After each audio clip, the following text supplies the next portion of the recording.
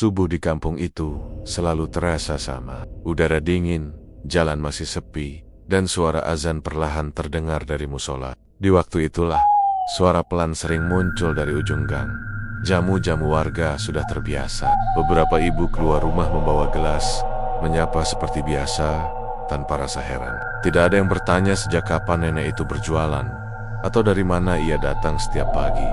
Bagi mereka, itu hal biasa, sudah seperti bagian dari rutinitas.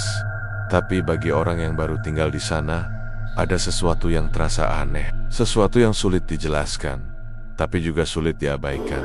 Karena di kampung itu, tidak semua hal benar-benar seperti yang terlihat. Raka tidak pernah membayangkan akan tinggal di tempat seperti ini. Kampung kecil di pinggiran kota, dengan jalan sempit yang hanya cukup dilalui satu motor, dan rumah-rumah yang berdempetan tanpa pagar tinggi. Semuanya terasa sederhana, bahkan cenderung sunyi. Ia pindah karena pekerjaan. Sebuah bengkel kecil di dekat pasar membutuhkan tenaga tambahan, dan tanpa banyak pilihan, Raka menerimanya. Ia menyewa kamar di rumah seorang ibu tua yang tinggal sendirian di ujung gang. Hari pertamanya berjalan biasa saja. Warga yang ia temui tampak ramah, meski tidak banyak bicara. Mereka tersenyum, mengangguk, tapi jarang benar-benar mengajak mengobrol lama. Seolah ada batas tak terlihat yang mereka jaga. "Kalau pagi, jangan kaget ya," kata ibu pemilik rumah saat Raka sedang membereskan barang-barangnya. "Memangnya kenapa, Bu?" "Ya, biasa aja. Nanti juga tahu sendiri." Jawaban itu membuat Raka sedikit bingung, tapi ia tidak terlalu memikirkannya. Malam di kampung itu terasa lebih cepat datang. Setelah maghrib, suasana langsung sepi. Hanya suara televisi dari beberapa rumah, dan sesekali suara motor lewat. Tidak ada keramaian, tidak ada anak-anak bermain, seperti yang sering ia lihat di tempat lain. Raka tidur lebih awal malam itu. Ia terbangun saat hari masih gelap. Awalnya ia mengira karena suara azan subuh dari musola kecil di ujung gang. Tapi ada suara lain yang pelan, nyaris seperti terbawa angin. Jamu-jamu Raka membuka mata, masih setengah sadar. Suara itu terdengar lagi, sedikit lebih dekat. Jamu-jamu ia duduk di tempat tidur, mencoba mendengarkan. Langkah kaki pelan terdengar melewati depan rumah. Tidak tergesa, tidak juga berat. Seperti seseorang yang sudah sangat terbiasa berjalan di jalan itu. Raka berdiri dan mengintip dari jendela. Di luar masih gelap kebiruan. Cahaya lampu jalan redup menyinari sedikit bagian gang. Ia melihat sosok berjalan perlahan. Seorang nenek membawa bakul di punggungnya. Tubuhnya sedikit membungkuk. Langkahnya kecil tapi stabil. Ia berjalan dari satu rumah ke rumah lain, berhenti sebentar, lalu melanjutkan lagi. Tak lama, pintu rumah sebelah terbuka. Seorang ibu keluar sambil membawa gelas. Ia menyapa nenek itu dengan suara pelan, lalu menerima sesuatu dari tangannya. Raka memperhatikan tanpa rasa curiga. Baginya itu pemandangan biasa penjual jamu keliling. Mungkin sudah lama menjadi bagian dari rutinitas kampung ini. Suara jamu-jamu itu terus bergerak menjauh, perlahan menghilang bersama suara langkah kaki yang semakin samar. Pagi mulai datang. Saat Raka keluar untuk berangkat kerja, ia melihat beberapa warga duduk santai di depan rumah, berbincang ringan. Ia sempat mendengar salah satu dari mereka berkata, "Tadi sempat beli jamu?" Yang lain hanya mengangguk. Percakapan itu terasa biasa. Tidak ada nada aneh, tidak ada rasa heran. Raka hanya lewat sambil tersenyum kecil. Dalam pikirannya, kampung ini mungkin hanya punya kebiasaan yang berbeda. Tidak lebih dari itu. Ia belum tahu bahwa hal paling sederhana di tempat itu justru yang paling tidak ingin dijelaskan siapapun.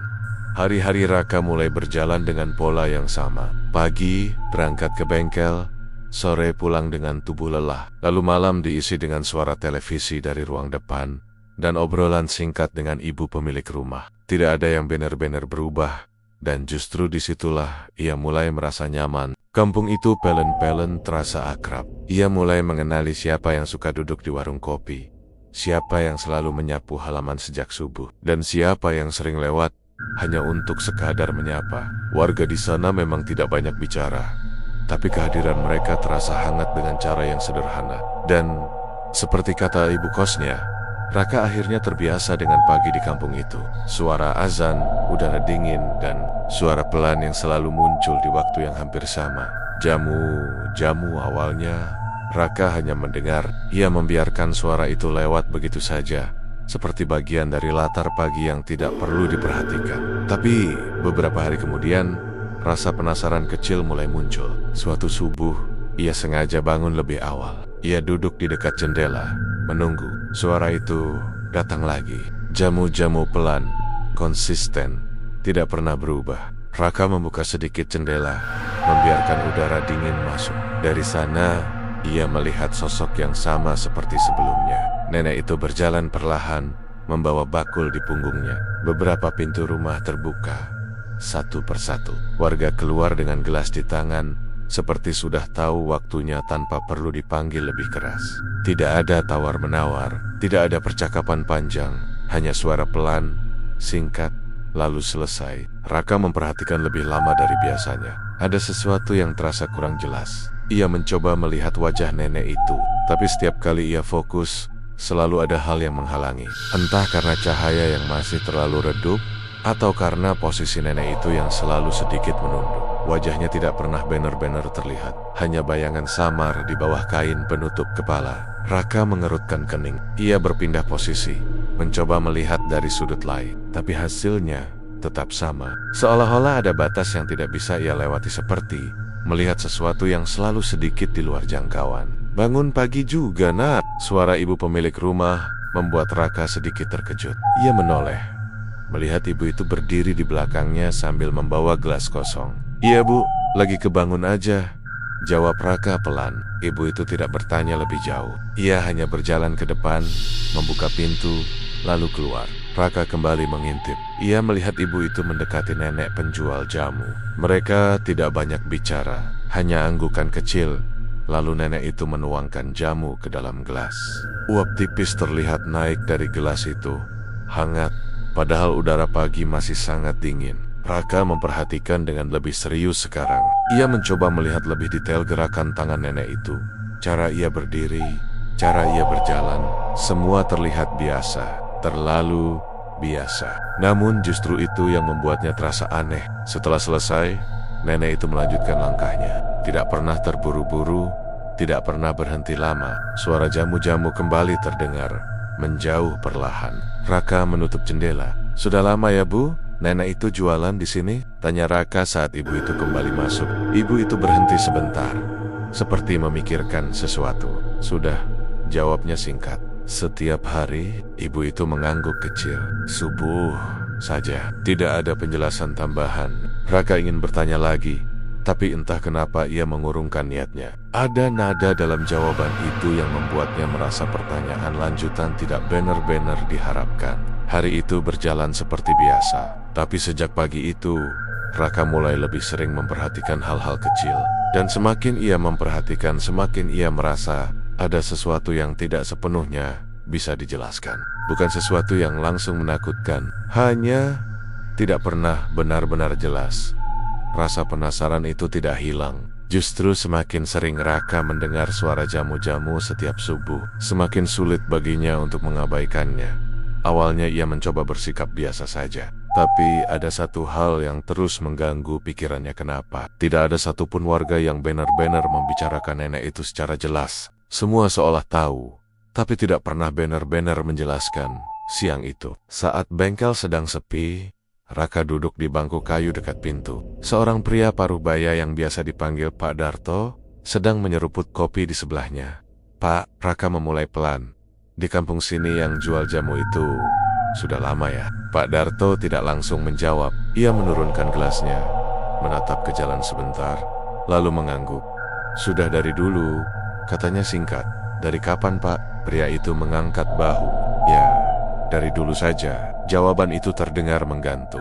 Raka menunggu, berharap ada tambahan penjelasan, tapi Pak Darto justru mengalihkan pandangan ke arah motor yang lewat. "Kalau kamu butuh jamu, beli saja." "Bagus itu," lanjutnya, seolah menutup pembicaraan. Raka hanya mengangguk kecil. Sore harinya, ia mencoba bertanya lagi. Kali ini ke seorang ibu yang sedang menyapu halaman di dekat rumahnya. "Bu, yang jual jamu tiap subuh itu tinggalnya di mana ya?" Ibu itu berhenti menyapu. Gerakannya melambat, lalu ia menatap Raka sekilas. "Di sini saja," jawabnya. Di mana, Bu? Saya belum pernah lihat rumahnya. Ibu itu tersenyum tipis, tapi tidak menjawab pertanyaan itu. Ia kembali menyapu, lebih cepat dari sebelumnya. Sudah, tidak usah dipikirkan, katanya pelan. Jawaban itu terasa seperti penutup. Raka mulai merasa ada yang aneh. Bukan dari nenek itu saja, tapi dari cara orang-orang merespons pertanyaan sederhana. Malamnya, ia duduk di ruang depan bersama ibu pemilik rumah. Televisi menyala pelan, menampilkan sinetron yang tidak benar-benar ia perhatikan. Bu, Raka akhirnya mencoba lagi. Yang jual jamu itu memang orang sini ya? Ibu itu diam beberapa detik. Tangannya yang sedang melipat kain berhenti sejenak. Iya, jawabnya singkat. Rumahnya di mana, Bu? Kali ini, ibu itu tidak langsung menjawab. Ia melanjutkan melipat kain, lalu berkata tanpa menatap Raka. Tidak semua yang ada di sini perlu kamu tahu. Raka terdiam. Nada suara itu tidak keras, tidak juga marah, tapi cukup untuk membuatnya merasa bahwa ia sudah melewati batas yang tidak terlihat. Suasana menjadi hening. Dari luar, suara jangkrik terdengar lebih jelas. Angin malam masuk perlahan dari celah jendela, membawa hawa dingin yang tipis. Raka bersandar di kursi. Ia mencoba menenangkan pikirannya sendiri. Mungkin ini hanya kebiasaan orang kampung yang tidak suka banyak ditanya. Atau mungkin ia saja yang terlalu berpikir jauh. Tapi semakin ia mencoba menormalkan semuanya, semakin terasa ada yang tidak cocok. Beberapa hari berikutnya, Raka mulai memperhatikan cara warga bersikap saat subuh. Mereka selalu keluar rumah saat suara itu terdengar, selalu membawa gelas, selalu dengan ekspresi yang sama tenang, tanpa ragu, tapi tidak pernah ada yang benar-benar berbicara. Lama dengan nenek itu, tidak ada tawa, tidak ada obrolan ringan seperti biasanya, hanya seperlunya, lalu selesai. Seolah ada kesepakatan diam yang tidak pernah diucapkan. Suatu pagi, saat Raka berdiri di depan rumah, ia melihat dua ibu sedang berbincang setelah membeli jamu. Suaranya pelan, hampir seperti berbisik. Masih ada ya kata salah. Satu dari mereka, yang lain hanya mengangguk. Raka mencoba mendekat sedikit, pura-pura merapikan sandal di teras. Tapi jangan dibahas. Lanjut yang pertama. Lebih pelan. Percakapan itu langsung berhenti saat mereka sadar Raka ada di dekat sana. Keduanya tersenyum canggung, lalu masuk ke rumah masing-masing tanpa menambah kata. Raka berdiri diam. Untuk pertama kalinya, ia benar-benar merasa tidak nyaman. Bukan karena sesuatu yang ia lihat, tapi karena sesuatu yang tidak pernah mau dijelaskan. Dan di kampung itu, semakin sesuatu tidak dijelaskan, semakin terasa ada yang seharusnya tidak diketahui. Sejak perkikopen-perkikopen yang menggantung itu, Raka mulai melihat kampung tersebut dengan cara yang berbeda. Bukan lagi sekadar tempat tinggal sementara, tapi seperti ruang yang menyimpan sesuatu yang sengaja ditutupi. Ia mulai memperhatikan lebih banyak hal-hal kecil yang sebelumnya tidak terasa penting. Setiap pagi, suara jamu-jamu tetap datang di waktu yang hampir sama. Tidak pernah terlambat, tidak pernah lebih cepat, seolah waktu diukur bukan oleh jam, tapi oleh langkah kaki nenek itu. Raka beberapa kali mencoba bangun lebih awal. Bahkan sebelum azan, ia berdiri di dekat jendela, menunggu dalam diam. Dan selalu sama, suara itu muncul dari kejauhan, perlahan mendekat. Jamu tidak pernah berubah, tidak pernah berbeda. Suatu pagi, Raka memberanikan diri keluar rumah saat suara itu semakin dekat. Udara dingin langsung menyentuh kulitnya. Gang masih sepi, hanya cahaya lampu redup yang menerangi sebagian jalan. Nenek itu berjalan di depannya, lebih dekat dari biasanya. Raka mencoba melihat wajahnya sekali lagi, tapi tetap sama. Kepalanya sedikit menunduk, tertutup kain tipis yang membayang di cahaya redup. Setiap kali Raka mencoba fokus, ada saja yang membuat wajah itu tidak pernah benar-benar terlihat jelas. Seperti kabur, tapi bukan karena mata. Bang, mau jamu? Suara itu tiba-tiba terdengar. Raka sedikit terkejut. Ini pertama kalinya nenek itu berbicara langsung padanya. Tidak, Nek, jawab Raka pelan. Nenek itu tidak berkata apa-apa lagi. Ia hanya mengangguk kecil, lalu melanjutkan langkahnya. Langkah yang sama, pelan, stabil. Raka berdiri diam beberapa saat. Ada sesuatu yang terasa janggal, bukan dari kata-katanya, tapi dari caranya berbicara. Datar, tanpa naik turun, seperti mengulang sesuatu yang sudah sering diucapkan. Hari itu, Raka tidak langsung masuk ke dalam. Ia memperhatikan warga yang keluar satu persatu, membeli jamu seperti biasa. Ia mencoba melihat lebih detail. Gelas-gelas yang mereka pegang mengeluarkan uap tipis, hangat. Padahal ia tidak melihat nenek itu membawa kompor atau termos besar seperti penjual jamu biasanya. Hanya bakul di punggungnya. Tidak ada suara air dituangkan dari panci. Tidak ada aroma masakan yang kuat. Hanya jamu yang tiba-tiba sudah ada. Raka mengerutkan kening. Siangnya, ia mencoba memastikan sesuatu. Ia sengaja berjalan keliling kampung melewati gang-gang kecil yang belum pernah ia lalui. Ia berharap menemukan nenek itu mungkin sedang beristirahat atau menyiapkan dagangannya, tapi tidak ada satupun orang yang cocok dengan sosok itu. Ia bahkan mencoba bertanya ke warung kecil dekat ujung jalan. "Bu, ada yang jual jamu selain yang pagi-pagi itu?" Penjaga warung hanya menggeleng. "Tidak ada. Kalau siang, biasanya dia kemana ya?" Ibu itu diam sebentar, lalu menjawab singkat, "Tidak tahu." Lagi-lagi jawaban yang sama, pendek, selesai. Malamnya, Raka merasa lebih gelisah dari biasanya. Ia duduk di kamar, mencoba membaca sesuatu di ponselnya, tapi pikirannya terus kembali ke hal yang sama. Nenek itu, langkahnya, suaranya, dan sesuatu yang tidak pernah terlihat jelas. Saat ia akhirnya berbaring, suara itu kembali muncul di kepalanya. Jamu padahal waktu sudah jauh dari subuh. Raka membuka mata, sunyi. Hanya suara kipas angin yang berputar pelan. Ia menarik napas panjang, mencoba menenangkan diri. Mungkin hanya terbawa pikiran. Tapi saat ia hampir terlelap, ia merasa sesuatu. Seperti ada yang lewat di depan rumah. Pelan, langkah kaki yang sama. Raka menahan napas. Ia tidak berani bangun, tidak berani mengintip, hanya mendengarkan. Langkah itu berhenti, tepat di depan pintu. Sunyi beberapa detik, lalu terdengar suara yang sangat pelan. Jamu bukan seperti panggilan, lebih seperti bisikan. Raka menutup mata rapat-rapat. Untuk pertama kalinya, ia tidak merasa penasaran. Ia merasa seperti sedang diperhatikan. Dan entah kenapa ia yakin sesuatu di luar sana tahu bahwa ia mulai menyadari hal-hal yang seharusnya tidak ia perhatikan. Raka tidak bisa lagi menenangkan pikirannya. Semakin ia mencoba mengabaikan, semakin jelas semuanya terasa tidak biasa. Suara itu, langkah itu, dan perasaan seperti diawasi semuanya, seperti perlahan mendorongnya ke satu hal. Mencari tahu sendiri. Malam sebelum itu, Raka hampir tidak tidur. Ia hanya berbaring sambil menatap langit-langit kamar, menunggu waktu berlalu. Saat akhirnya suara azan subuh terdengar samar, ia langsung bangun. Ia sudah siap. Pintu kamar dibuka perlahan, berusaha tidak menimbulkan suara. Rumah masih gelap. Ibu pemilik rumah belum terlihat keluar. Udara dingin langsung menyambut saat ia melangkah ke teras. Beberapa detik kemudian, jamu-jamu suara itu datang lagi. Raka berdiri diam, membiarkan nenek itu melewati depan rumah seperti biasa. Ia tidak langsung bergerak. Ia menunggu beberapa langkah memastikan jaraknya cukup. Baru setelah suara langkah itu sedikit menjauh, Raka mulai mengikuti, pelan, tanpa suara.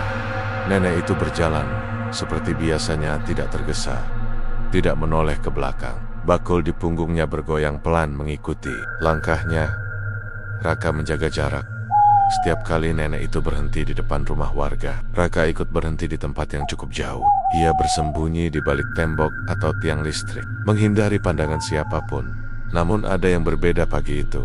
Semakin lama, jumlah rumah yang dilewati semakin sedikit. Lampu-lampu rumah mulai berkurang. Tidak ada lagi warga yang keluar membawa gelas. Tapi nenek itu tetap berjalan. Jamu suaranya tetap sama, datar, kosong. Raka mulai merasa ragu. Biasanya nenek itu berhenti di beberapa rumah, tapi kali ini tidak. Seolah ia sedang menuju tempat lain. Langkahnya membawa mereka ke bagian kampung yang jarang dilewati. Jalan mulai menyempit. Aspal berubah menjadi tanah yang sedikit lembab. Di kanan kiri hanya ada semak dan beberapa pohon besar yang membuat suasana semakin gelap. Lampu jalan tidak lagi terlihat, hanya cahaya subuh yang masih tipis. Belum cukup terang untuk memperjelas sekitar. Raka menelan ludah. Ia sempat berpikir untuk berhenti, tapi langkahnya terus maju. ada dorongan yang tidak bisa ia jelaskan, campuran antara takut dan penasaran. Nenek itu terus berjalan tanpa ragu, seolah sudah sangat hafal arah yang dituju. Tidak pernah salah, langkah tidak pernah berhenti. Hanya suara pelan yang terus diulang. Jamu-jamu semakin lama. Suara itu terasa berbeda di telinga. Raka, bukan lagi seperti panggilan biasa, lebih seperti gema, seolah tidak hanya datang dari satu arah. Raka mempercepat sedikit langkahnya, mencoba memastikan posisi nenek itu tetap dalam pandangan. Dan saat itulah ia mulai sadar, langkah nenek itu tidak meninggalkan suara yang jelas di tanah. Padahal jalan yang mereka lewati lembab, seharusnya ada suara pijakan atau setidaknya bekas di tanah. Raka menunduk sebentar, mencoba melihat. Jejak kakinya sendiri terlihat samar di tanah basah, tapi jejak nenek itu tidak ada. Raka langsung menghentikan langkahnya, jantungnya mulai berdetak lebih cepat. Ia mengangkat kepala perlahan. Nenek itu masih di depan, masih berjalan, seolah tidak ada yang berubah. Raka menarik napas dalam-dalam, mencoba menenangkan diri. Mungkin tanahnya keras, gumamnya pelan. Mencoba mencari alasan, tapi suara dalam pikirannya sendiri terdengar tidak meyakinkan. Langkah mereka akhirnya sampai di sebuah area yang lebih terbuka. Di sana berdiri satu rumah tua, terlihat berbeda dari rumah lain di kampung itu. Dindingnya kusam, catnya mengelupas. Beberapa bagian tampak retak. Halamannya dipenuhi rumput liar yang tidak terurus, seperti sudah lama tidak dihuni. Nenek itu berjalan lurus menuju rumah itu, tanpa ragu, tanpa berhenti. Raka memperlambat langkahnya. Jantungnya berdetak semakin kencang. Ia bersembunyi di balik pohon, mengamati dari kejauhan. Nenek itu berhenti di depan pintu diam beberapa detik, lalu perlahan membuka pintu yang seharusnya terkunci. Pintu itu terbuka tanpa suara, gelap di dalamnya, tanpa cahaya, tanpa tanda kehidupan. Nenek itu masuk begitu saja. Raka membiku di tempat. Suara jamu-jamu tidak terdengar lagi. Yang tersisa hanya keheningan dan rumah tua yang berdiri diam seolah menunggu. Raka masih berdiri di balik pohon, menatap rumah tua itu tanpa bergerak. Beberapa detik berlalu, lalu menjadi menit. Tidak ada suara, tidak ada gerakan. Pintu yang tadi terbuka kini perlahan sedikit terbuka, seperti mengundang atau justru memperingatkan. Raka menelan ludah. Dadanya terasa sesak, tapi kakinya tetap melangkah maju. Pelan, hati-hati, ia mendekati halaman rumah itu. Rumput liar setinggi betis bergesekan dengan celananya, mengeluarkan suara halus yang justru terdengar keras di tengah. Sunyi, tidak ada jejak kaki, tidak ada tanda bahwa seseorang baru saja lewat. Padahal ia melihat sendiri, nenek itu masuk. Raka berhenti di depan pintu. Kayunya lapuk, catnya mengelupas, engselnya berkarat. Tapi anehnya tadi bisa terbuka tanpa suara. Ia mendorong sedikit. Pintu itu terbuka lebih lebar dengan bunyi pelan yang serak. Udara dari dalam langsung terasa berbeda, pengap, dingin, dan ada bau yang sulit dijelaskan, seperti debu lama yang tidak pernah tersentuh, bercampur dengan sesuatu yang samar seperti sisa rempah. Raka melangkah masuk. Di dalam gelap, hanya sedikit cahaya subuh yang masuk dari celah jendela, cukup untuk memperlihatkan bayangan ruangan. Lantai penuh debu. Beberapa bagian terlihat seperti tidak pernah diinjak dalam waktu lama. Tidak ada perabot yang benar-benar utuh, hanya kursi kayu tua di sudut ruangan, meja kecil yang miring, dan lemari dengan pintu setengah terbuka. Sunyi, terlalu sunyi. Raka berdiri diam, mencoba mendengar. Tidak ada suara langkah, tidak ada suara napas, tidak ada siapapun. Panggilnya pelan, suaranya sendiri terasa asing di ruangan itu. Tidak ada jawaban. Raka melangkah lebih dalam. Setiap langkahnya meninggalkan bekas di debu, jelas dan nyata. Ia berhenti sejenak, lalu menoleh ke belakang. Jejak kakinya terlihat, tapi tidak ada jejak lain. Tidak ada jejak nenek itu. Raka merasakan dingin menjalar dari tengkuknya. Ia menelan ludah, lalu memaksa diri untuk terus berjalan. Di dinding ruang tengah, ada beberapa bingkai foto tua. Kaca-kacanya sudah kusam, sebagian retak. Raka mendekat, mengusap salah satunya dengan tangan. Debu terangkat. Foto itu mulai terlihat. Seorang nenek membawa bakul di punggungnya. Pakaian sederhana, posisi tubuh sedikit membungkuk. Sama, persis seperti yang ia lihat setiap subuh. Jantung Raka berdetak lebih cepat. Tangannya gemetar saat memperhatikan bagian bawah foto itu. Ada tulisan kecil, hampir pudar. Ia mendekatkan wajahnya, berusaha membaca. Sukarni penjual jamu keliling. Tulisan itu terputus oleh noda hitam. Raka mengusap lagi, lebih pelan, dan bagian terakhir akhirnya terlihat. Meninggal tahun 19, angkanya tidak sepenuhnya jelas, tapi cukup untuk membuat Raka mengerti. Puluhan tahun lalu. Bukan beberapa tahun, tapi sudah sangat lama. Raka mundur selangkah.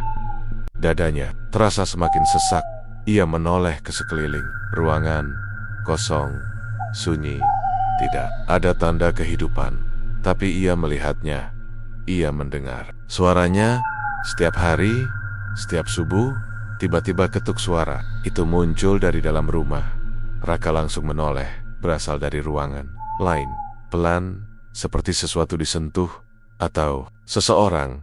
Jamu suara itu terdengar lagi, sangat dekat, bukan dari luar, dari dalam rumah itu sendiri. Raka membeku. Suara langkah pelan, terdengar di lantai kayu. Kali ini, jelas, pelan, mendekat. Raka tidak berani bergerak, napasnya tertahan, dan untuk pertama kalinya, ia sadar mungkin sejak awal, nenek itu tidak pernah benar-benar meninggalkan tempat ini. Raka tidak ingat bagaimana ia keluar dari rumah itu.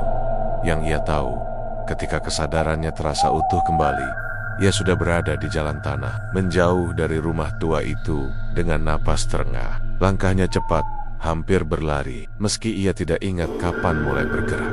Suara itu suara jamu yang tadi terdengar dari dalam rumah, masih terngiang di kepalanya. Lebih dekat, lebih nyata, seolah bukan sekadar panggilan, tapi sesuatu yang menyadari kehadirannya. Raka tidak menoleh ke belakang.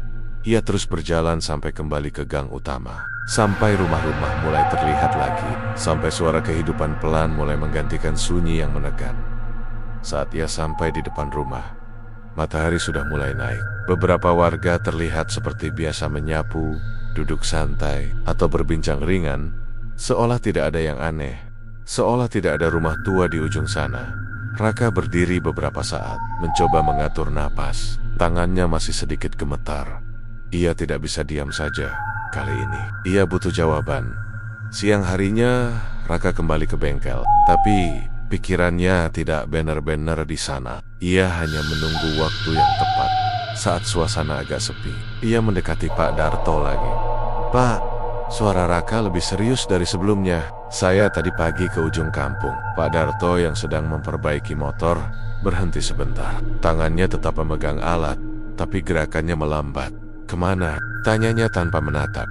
"Ke rumah tua yang dekat pohon besar itu." Sunyi beberapa detik terasa panjang. Pak Darto akhirnya menoleh. Tatapannya berbeda dari sebelumnya, lebih dalam, seperti memastikan sesuatu. "Kamu masuk ke sana?" tanyanya pelan. Raka mengangguk. "Saya lihat foto di dalam. Nenek penjual jamu itu namanya ada di situ." Pak Darto menarik napas panjang. Ia meletakkan alatnya, lalu duduk di bangku kayu. "Harusnya kamu tidak ke sana," katanya. "Pak itu siapa sebenarnya?" tanya Raka. Suaranya sedikit mendesak. Tidak langsung dijawab. Beberapa warga lain yang berada di sekitar bengkel mulai memperhatikan. Percakapan itu seperti menarik perhatian yang tidak diinginkan. Akhirnya, salah satu dari mereka, seorang bapak tua yang jarang bicara, ikut bersuara.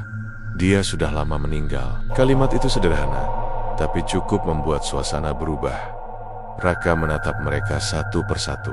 "Jadi, kalian semua tahu?" Tidak ada yang langsung menjawab, hanya saling pandang singkat, seolah ada kesepakatan yang tidak pernah diucapkan.